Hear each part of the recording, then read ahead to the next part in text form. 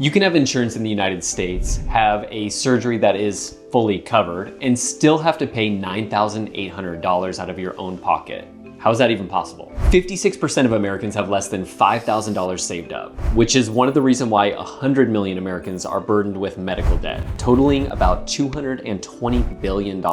We often hear about how medical debt affects Americans that make low incomes, and that is true. But what about the 167 million Americans that have work insurance? Most have decent incomes and coverage that should be able to handle a surgery, yet some still end up paying off medical debt for years. In this video, we're gonna break down how somebody with standard work insurance can get a surgery and owe $9,800, even though they say it's covered. And then we'll look at what the same case looks like a couple hours north in Canada. Let's dive in. Okay, so no funny business here. This is just gonna be a standard hospital bill with no facility fees, no surprise medical bills, which is becoming increasingly more common in the US, just a standard work insurance plan. Let's say this person needs a knee replacement. Now let's look at a supposedly real California bill that I found on Reddit for a guy who got a knee replacement. I am becoming more skeptical nowadays that everybody on Reddit is actually just a bot, but this does look like a typical hospital bill that I've seen in California for something like a knee replacement, unfortunately. So the charges that you see on the screen right here are probably the hospital's charge master rates or the rates before insurance negotiations. And this Reddit poster says that the insurance negotiated rate was roughly 1/5 of that $150,000 total. So let's make the final amount billed to him for the knee replacement just a flat $30K. This guy lives in San Fran, so I'm guessing he's a tech employee. I know I just made a lot of people angry in San Francisco, and it wasn't because I mentioned tech employee, but he's probably not your typical American worker. Probably has a salary of over 200K and an amazing plan. He said he hit his out-of-pocket max, the most money he would possibly need to spend with insurance for a year. But like I said, we're gonna look at a typical American worker. We're not gonna look at a guy from San Francisco who makes a ton of money and has the best plan. We're just gonna look at a plan that is a little bit more standard. Maybe we'll say he's from Los Angeles. So he's got a decent plan. We're gonna pick a silver one. In traditional US insurance plans, there's 4 tiers: platinum, gold, silver, and bronze. You're gonna pay less month to month to have a bronze plan, but the downside is that if you actually ever need to use your insurance, you're probably having higher deductibles, co-pays, and co-insurance. For platinum plans, the inverse is true. Boring insurance explainer over. Let's break down the bill. So here's the facts. He goes in, he gets a knee replacement surgery, his hospital and insurance company negotiate the bill down to $30K.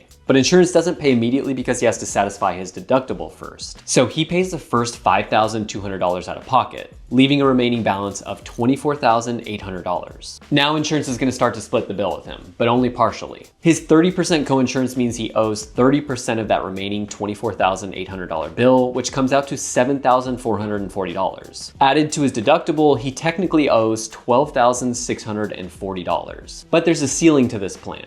Once he hits his out-of-pocket max of $9,800, insurance is gonna cover the rest. Here's the final breakdown for his covered knee replacement. Now, if this guy has rent, kids, a car payment, he might not even have this money. He may need to go into medical debt like the other 100 million Americans I spoke about earlier. This is a reality for many Americans. But what if we took this patient and we moved him up to Vancouver, Canada? In Canada, the negotiated rate doesn't exist for patients. It's prepaid by taxes, but free healthcare still has a bill. Here's what that would look like next to the LA bill. Now, in the United States, if you got the surgery done in early January, you probably don't have to pay anything for physiotherapy until the next calendar year. So that's at least 1 point for the US there.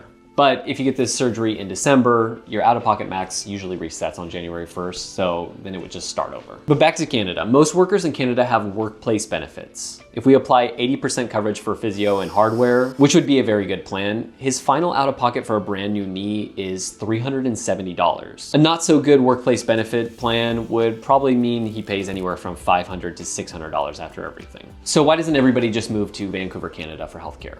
Well, unlike the US, you're not actually paying with your money. In Canada, you pay with your time. According to the latest data, only 61% of Canadians get their knee surgery within the recommended 6-month window. In some provinces like PEI, the wait can stretch 77 weeks. That's a year and a half of having to wait in pain for your free surgery. A recent Fraser Institute study found that those waits cost Canadians over $4.2 billion in lost wages and productivity last year alone. Effectively, in the United States, you're gonna pay $9,800 out of your own pocket, probably go into medical debt, but you get the surgery done in 2 or 3 months. In Canada, you pay $370, but you're gonna have to wait 7 months or more in pain. You pay with your time. I think many in the US would probably say they'd be willing to wait in pain, but actually doing that in practice is much more difficult. If you found this video interesting, you'd like to see more like it in the future, please consider subscribing for more. This is Tyler Dutchover. Thanks for watching.